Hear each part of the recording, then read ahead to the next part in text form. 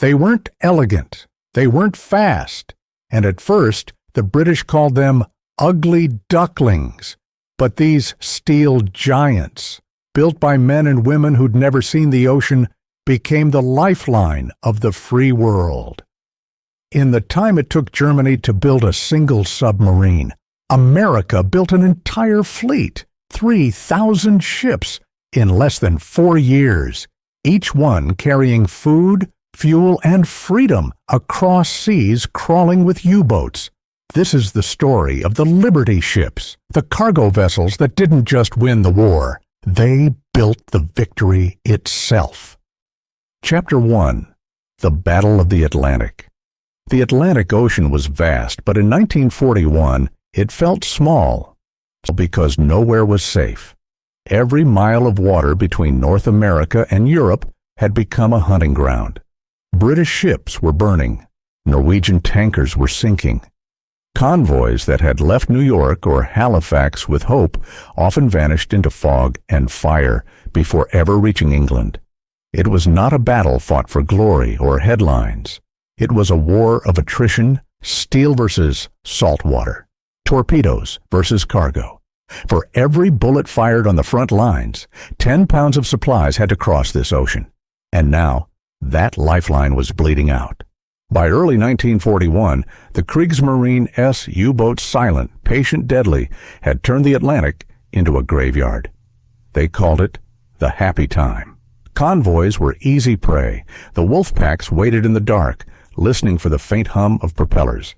Then they struck coordinated, merciless, often at night. Merchant sailors died in the hundreds each week.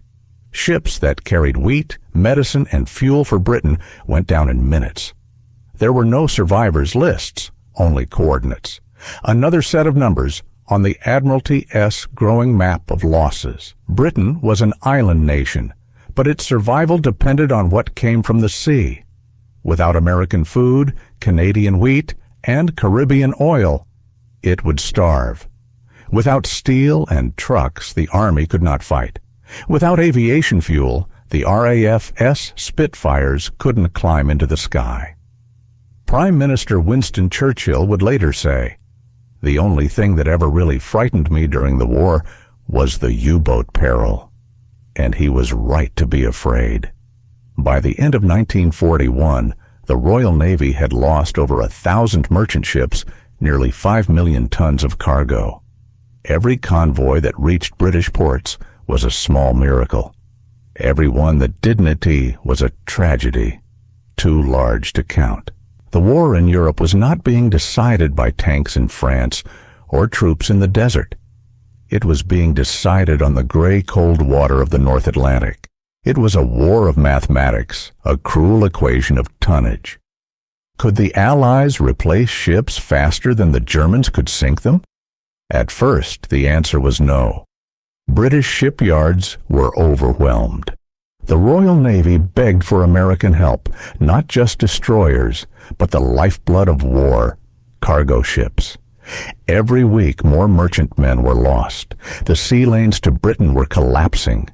If the Atlantic was lost, the war would be too. And so, across the ocean, in the factories of Detroit and the shipyards of New York, a new kind of battle began, not one of torpedoes and depth charges, but one of rivets, steel plates, and blueprints. A battle fought not by sailors, but by builders, not by admirals, but by engineers. America had entered the war of production, and its first mission was to rebuild the Atlantic lifeline faster than the U-boats could tear it apart. Chapter 2.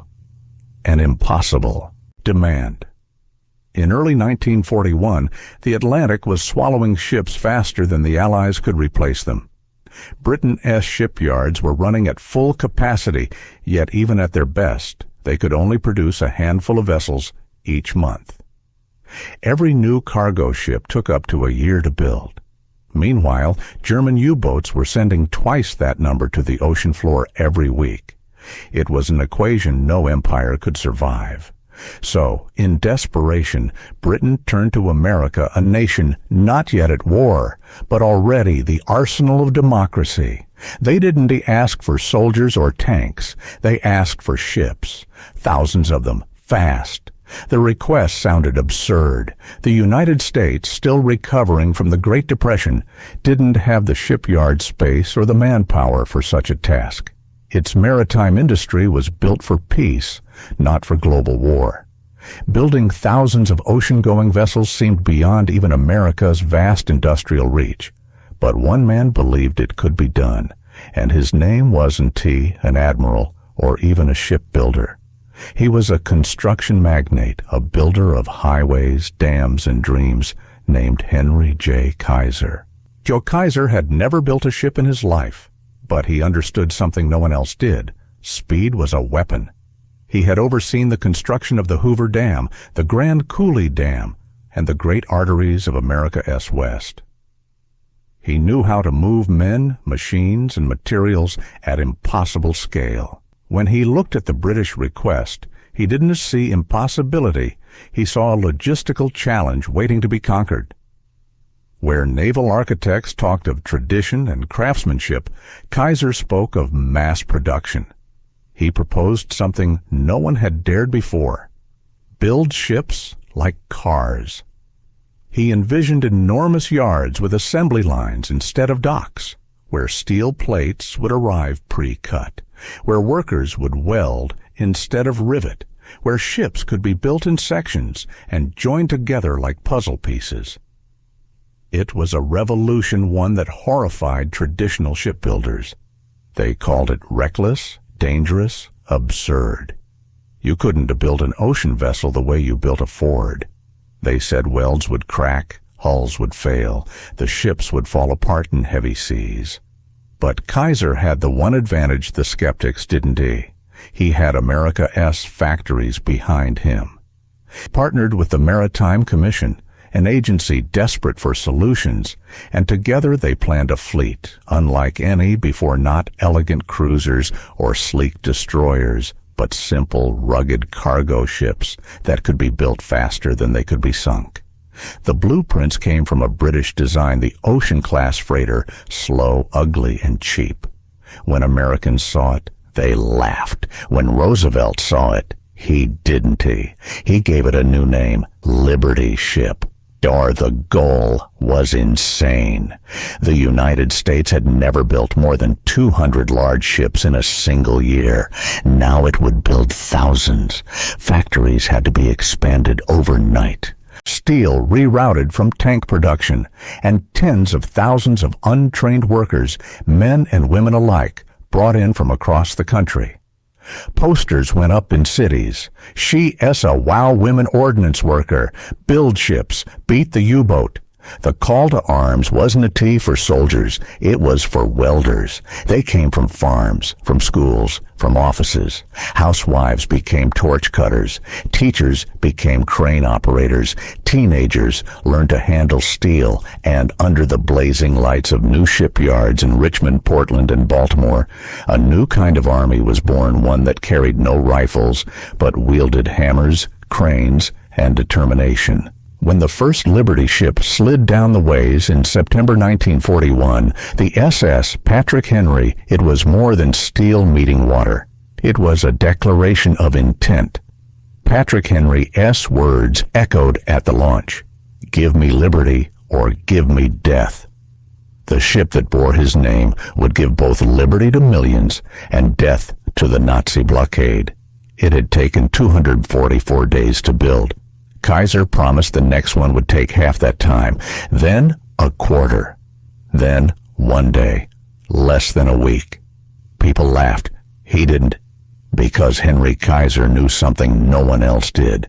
America's real superpower wasn't its navy or its army. It was its ability to build. Chapter 3. The Birth of the Liberty Ship.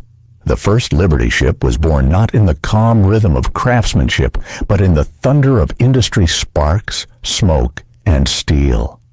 By late 1941, America's shipyards were no longer quiet harbors of tradition.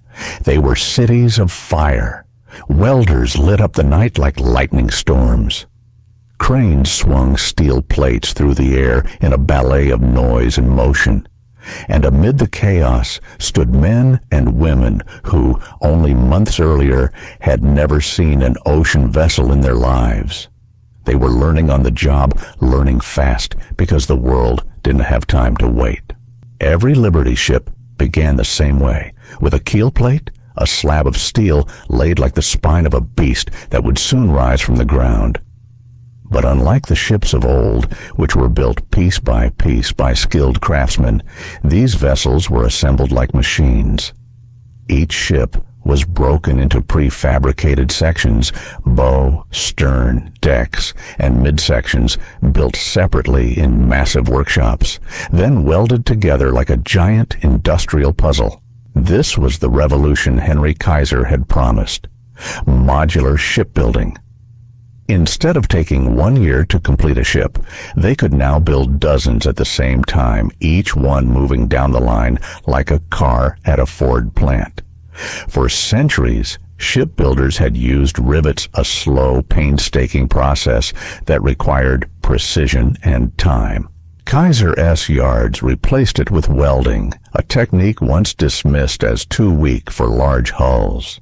But welding was faster, cheaper, and could be taught to anyone. It wasn't a perfect welds cracked, plates buckled, hulls bent, but perfection wasn't the goal. Speed was. Quantity was. A Liberty ship could be repaired, replaced, rebuilt, but a sunken convoy couldn't he?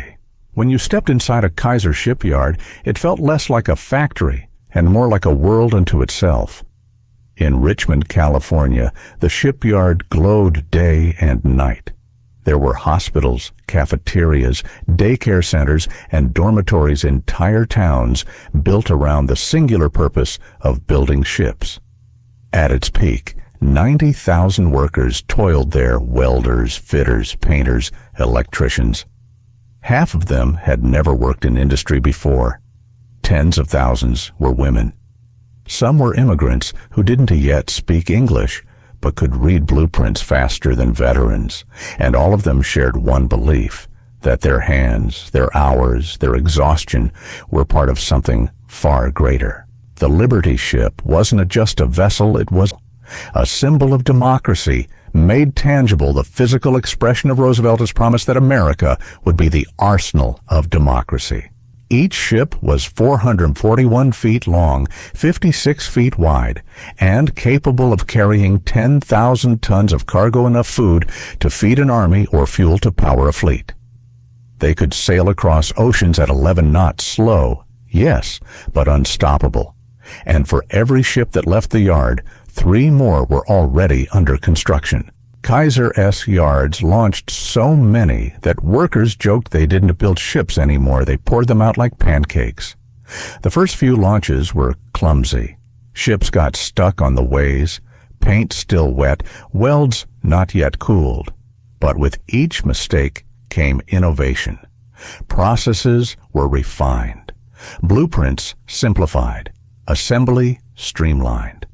By 1943, the shipyards were producing 3 Liberty ships every single day. And then came the miracle. In November 1942, at the Richmond Yard No. 2, workers attempted something no one believed possible. They would build a Liberty ship in under 5 days. The ship's name was SS Robert E. Peary. Thousands of workers flooded the yard: welders, engineers, even journalists. For nearly 5 days straight, they labored without rest, welding through the night under floodlights. Coffee, sandwiches, and cigarettes fueled the impossible. At 4 days, 15 hours, and 29 minutes, the Robert E. Peary slid into the water, complete, sea-ready, and waiting to cross the Atlantic. It was more than a record. It was a message to Berlin, to Tokyo, to anyone who doubted America's resolve: you can sink our ships. We'll build more before you finish celebrating. Now, the Liberty ships were not perfect. They cracked, leaked, groaned in storms. Some even broke in half in Arctic seas. But they delivered. They carried tanks, planes, food, medicine, and hope to every front on earth. They were proof that war could be fought not only with courage and blood, but with ingenuity, organization, and willpower. Every launch was a statement. Every rivet a declaration. Every ship that slid into the water was a promise. Freedom would not sink. Chapter 4. The Arsenal of the Ocean. By 1943, the Liberty ship was no longer just a vessel. It was a phenomenon. Across the American coastline, entire cities of steel had risen from swamps, docks, and empty fields. Places that barely existed before the war, Richmond, Portland, Mobile, Brunswick, were now blazing with light, noise, and motion 24 hours a day. The sound of hammers was the heartbeat of a nation at war. The hiss of welding torches, the roar of cranes, the rhythmic clang of steel plates, these were the sounds of an army America never drafted, yet one that fought harder than any other. The builders. Chateau Saint-Laurent. Henry Kaiser's vision had taken root everywhere.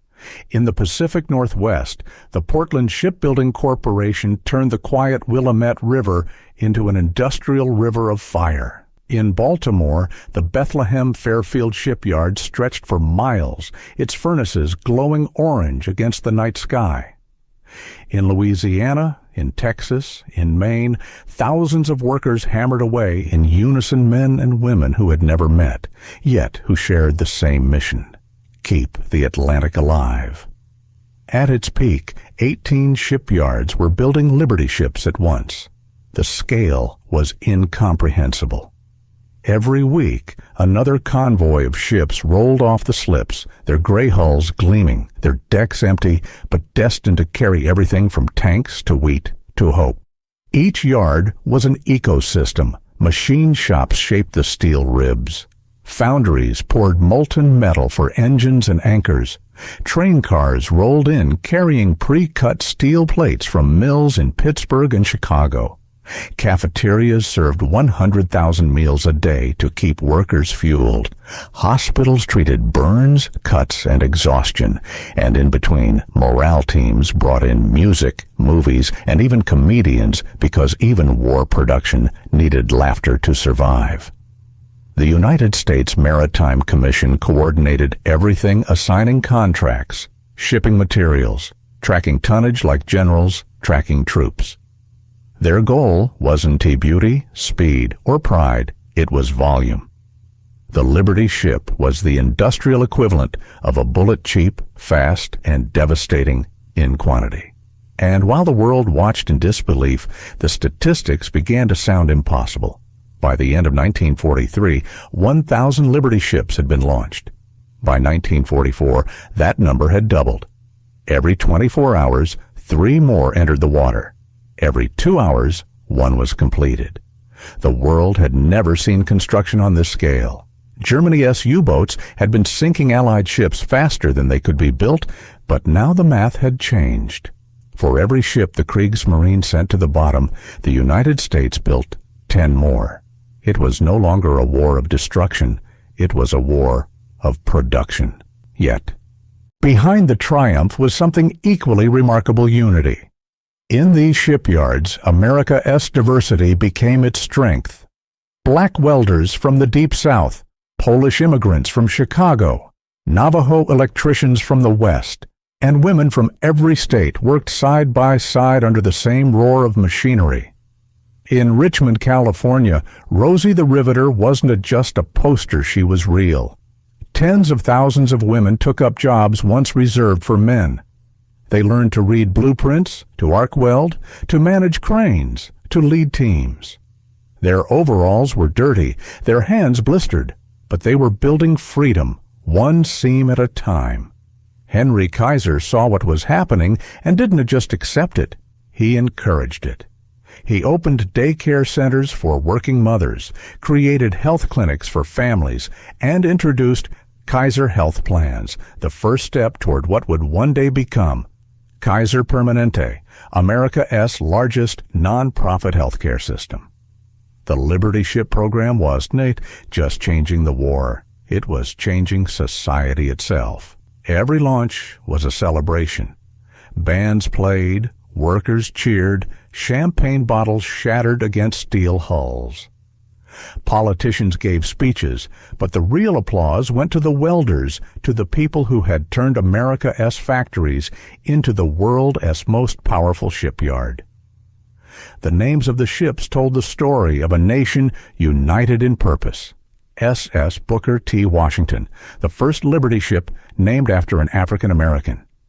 SS John W. Brown, named for a Union leader. SS Harriet Tubman. SS Frederick Douglass.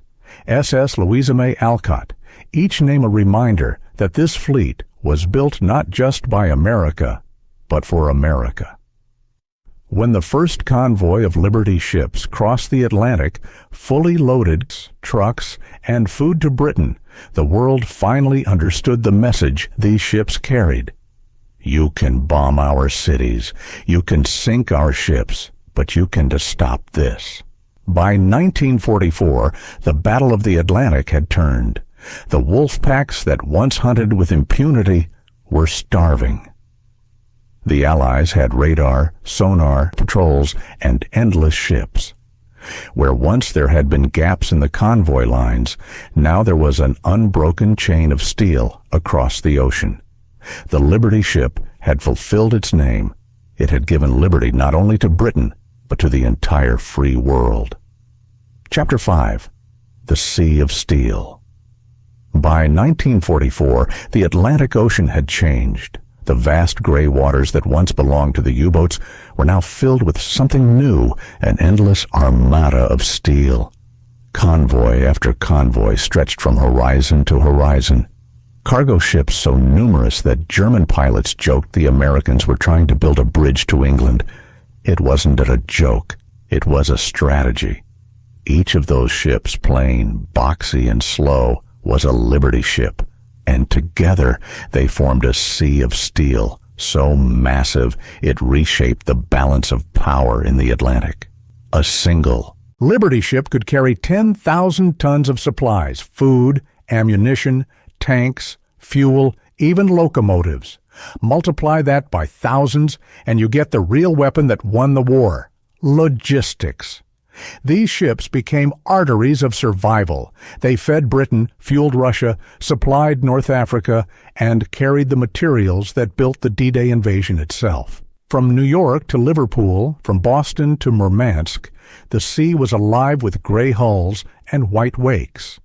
Each convoy was a floating city. 100 ships 10 miles long, escorted by destroyers, corvettes, and aircraft. Their decks loaded with crates marked top-secret radar equipment, Sherman tanks, spare engines, even prefabricated bridges. Everything needed to keep the armies of democracy moving forward. It was the largest continuous logistical operation in human history. The Liberty ships sailed through storms and ice, through submarines and air raids.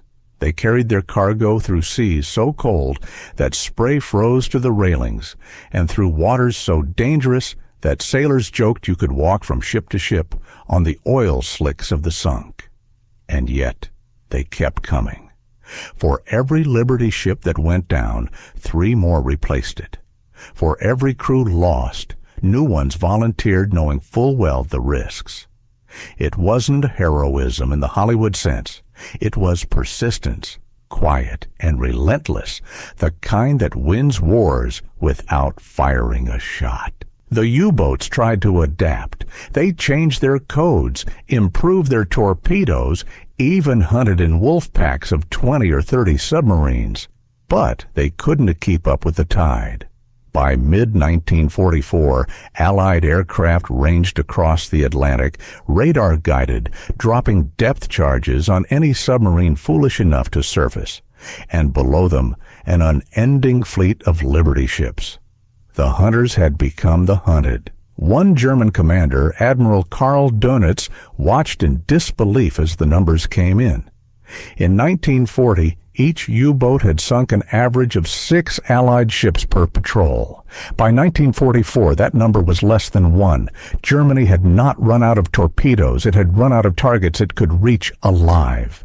The tide had turned not through heroism alone, but through production, through the power to replace faster than the enemy could destroy. Every Liberty ship that crossed the ocean was a victory of will. Each one represented hundreds of workers, thousands of welds, and millions of man-hours. Each one carried a message across the waves. You can desync an idea. And the idea was simple, that democracy, when fully mobilized, could outbuild tyranny. From the Arctic convoys to the warm waters of the Mediterranean, Liberty ships kept the Allies alive. They delivered 75 of all supplies used in Europe. They brought the oil that powered Patton S tanks, the rations that fed Eisenhower S troops, and the steel that rebuilt bombed-out cities. Without them, D-Day would have been impossible. Without them, the Red Army would have starved before reaching Berlin. Without them, the world might have belonged to the Reich. By the end of 1944, the statistics were staggering. Over 2,700 Liberty ships launched, more than 200 million tons of cargo delivered, a convoy crossing every day, on every ocean, under every sky. No fleet in history had ever carried so much, so far, so fast. And when the last great U-boat offensives failed, when the Atlantic finally fell silent again, it was the Liberty ship, slow, simple, ordinary, that had outlasted the deadliest navy in the world. The sea that once belonged to predators now belonged to the producers. Chapter 6.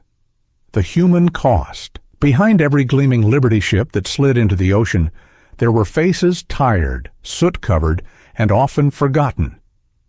The miracle of mass production had a price, and it was paid not in dollars, but in flesh, sweat, and sometimes blood. Because building freedom wasn't easy, and sailing it was even harder.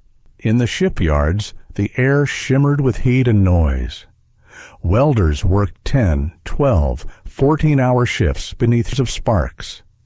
The clang of hammers never stopped. The smell of hot steel and burnt paint filled the air day and night. Accidents were common, molten metal splashing onto skin, cranes swinging without warning, scaffolds collapsing under strain. At Kaiser S. Richmond Yard alone, more than 1,000 serious injuries occurred each month at the Program S peak. Hands crushed, bones broken, eyes burned by welding arcs. For every Liberty ship that was born, someone bled for it. And yet they came back the next day, because each ship meant another chance to bring someone's son home from the war. The workforce was unlike any the world had seen. Many of the men who might have built ships were already overseas. In their place came the forgotten armies of the home front farmers, daughters, grocery clerks, mechanics, and immigrants who barely spoke English. Women made up nearly half the workforce in some shipyards. They wore overalls and welding masks instead of dresses. Their faces, smudged with grease, became symbols of defiance. Rosie the Riveter wasn't just propaganda. She was a million real people who proved that skill had no gender.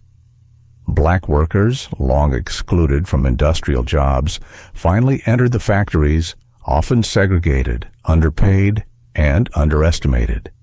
In some yards, they were given the worst shifts, the dirtiest work. But they built ships just the same.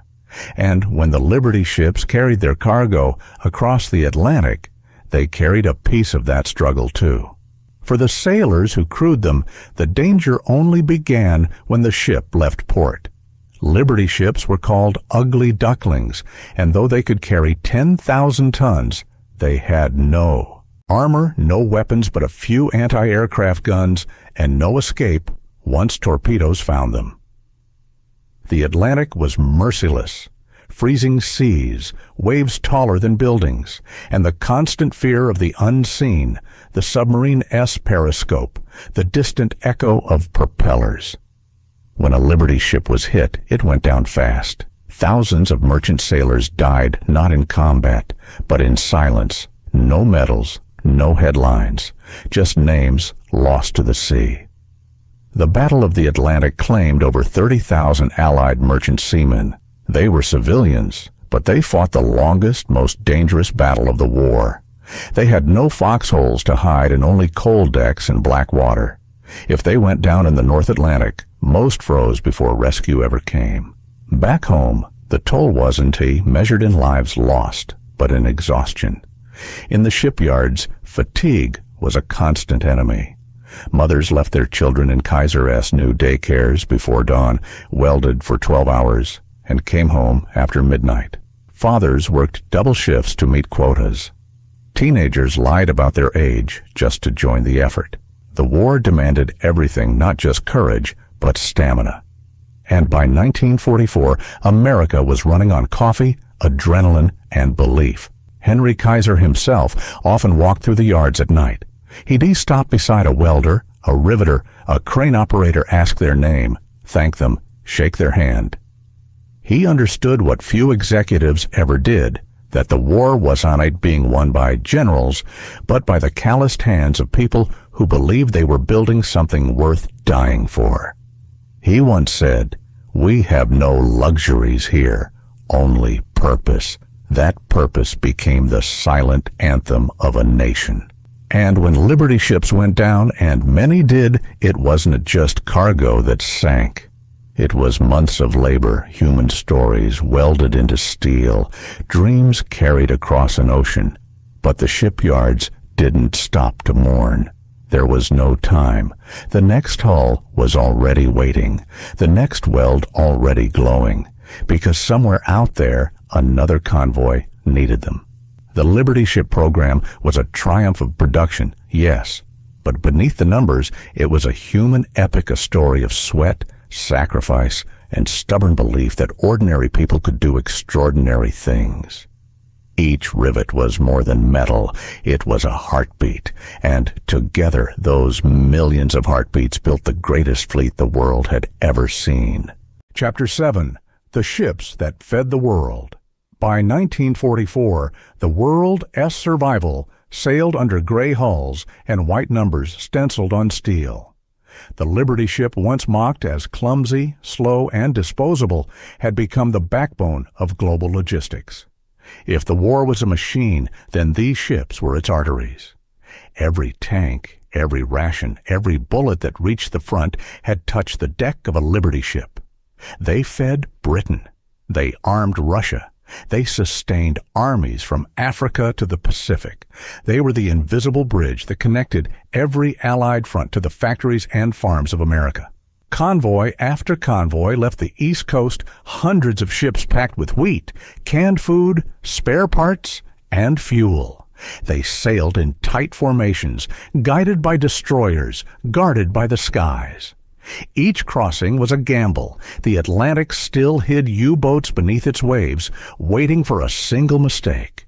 But the Allies now had something Germany didn't: abundance. Even if a convoy lost a ship, another would take its place. Even if a port was bombed, the cargo would find another shore. The Liberty ships turned scarcity into strategy. They didn't just deliver supplies, they delivered continuity. In the frozen north, Liberty ships braved a nightmare called the Arctic convoys routes from Scotland and Iceland to Murmansk and Arkhangelsk, carrying aid to the Soviet Union. Ice coated the decks. Men froze solid at their guns. The ships groaned under the weight of frost thick as armor. Temperatures dropped below 40 C, and when torpedoes hit, the survivors rarely lasted 10 minutes in the water. But they went anyway. Those convoys delivered 4 million tons of cargo to the Eastern Front trucks, aircraft, fuel, and food that kept Stalin's armies moving west toward Berlin. Without them, the Red Army might never have reached Germany at all. In the south, Liberty ships fueled another campaign operation, the Allied landings in North Africa. They carried everything: oil drums, field hospitals, locomotives, even entire prefabricated harbors. When American troops stormed the beaches of Morocco and Algeria in 1942, the first things they saw were Liberty ships unloading under fire. 2 years later, they returned to France. On D-Day, June 6, 1944, the Liberty ships formed the lifeline of the invasion. They delivered not only troops, but tanks, trucks, and ammunition. Some were even converted into floating piers and supply depots, anchoring off the coast to feed the beachhead. As shells burst and smoke covered Normandy's sky, Liberty ships stood in the surf motionless targets, unloading under fire, their crews refusing to leave. Many never came home. The SS Jeremiah O'Brien, the SS John W. Brown, and hundreds more survived only by miracle. Their wrecks, torn and rusted, still rest off the French coast, silent witnesses to the moment the tide of history turned. Beyond Europe, the Liberty ships became lifelines for the Pacific. They carried oil to Australia, food to the Philippines, and weapons to the island-hopping campaigns.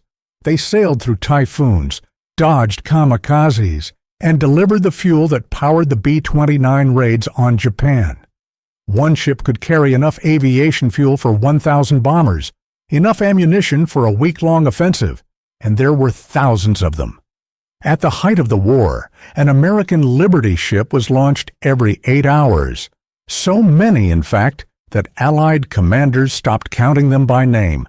They counted them by impact. Even as victory drew closer, the Liberty ships didn't rest.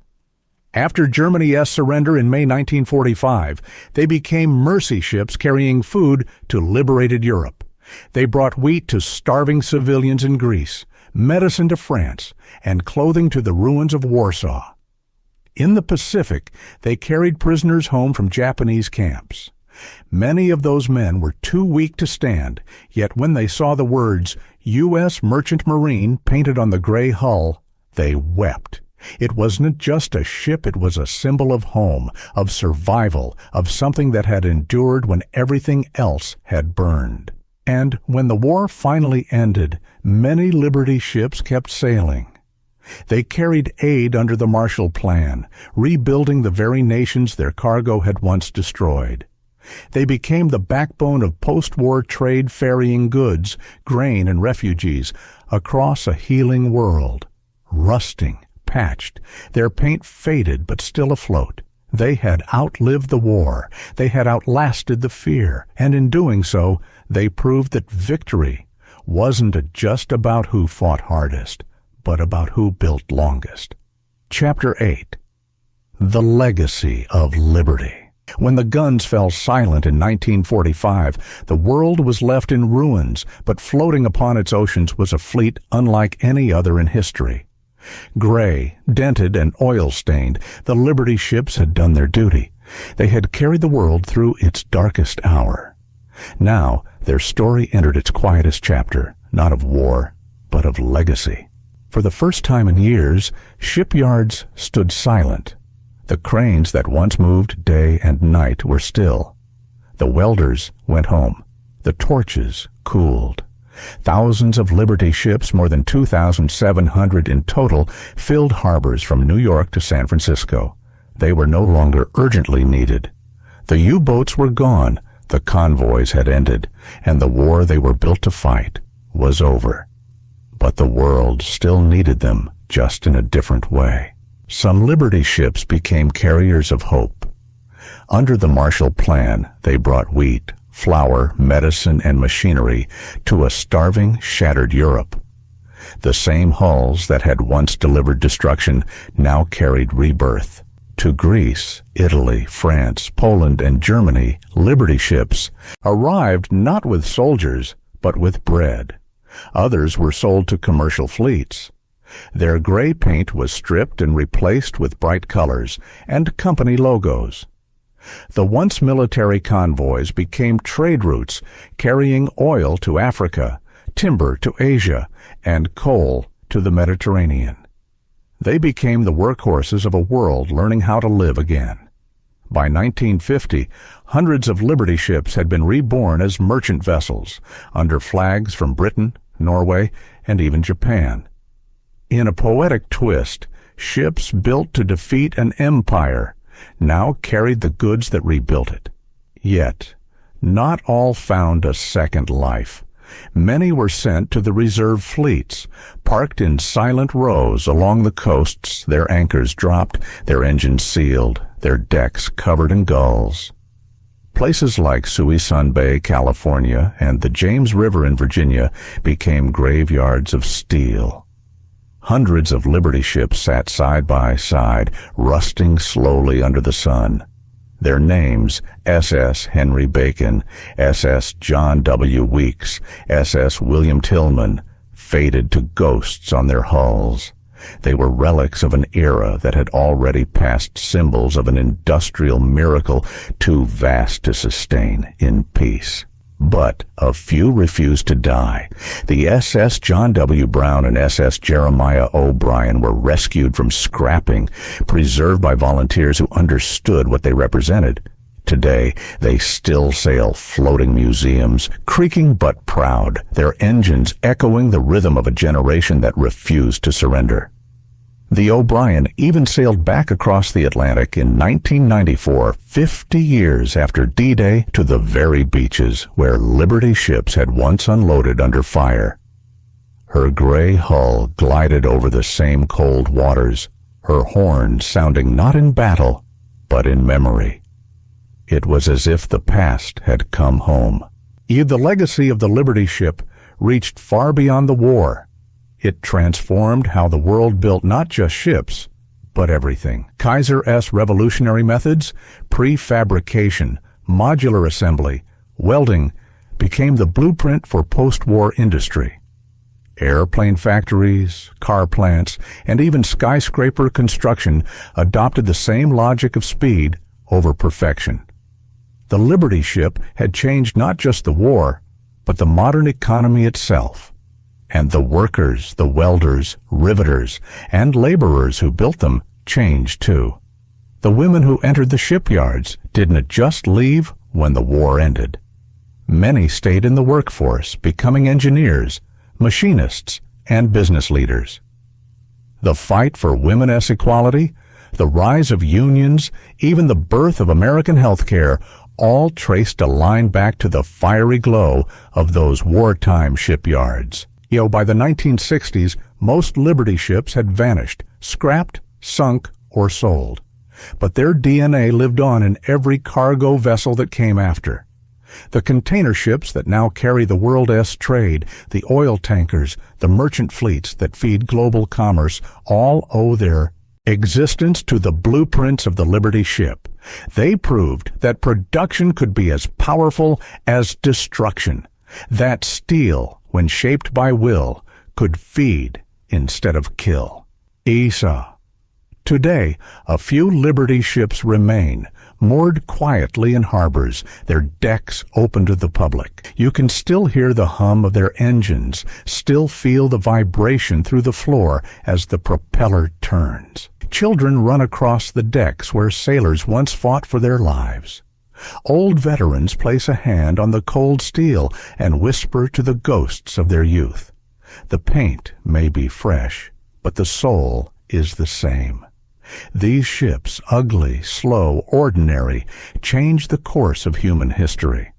They proved that ordinary people could achieve the extraordinary, that a democracy armed with welders, not warriors, could defeat tyranny. The Liberty ship was never beautiful, but beauty was never its purpose. Its purpose was to endure, and in that it succeeded beyond measure. Epilogue: steel that saved the world. When the last Liberty ship left the water, America exhaled. The war was over. The welders went home. The torches went dark. But the echo of those hammers, the heartbeat of an industrial miracle, never truly stopped. Because what they built wasn't just a fleet. It was proof of what humanity could do when it believed in something greater than fear. They called them ugly ducklings, but they carried the weight of freedom across oceans. They weren't built for glory. They were built for necessity, and somehow that made them glorious. The men who sailed them were never household names. The women who welded them were never on the front lines. Yet together, they built the bridge that victory crossed. When the world was drowning, they gave it steel to stand on.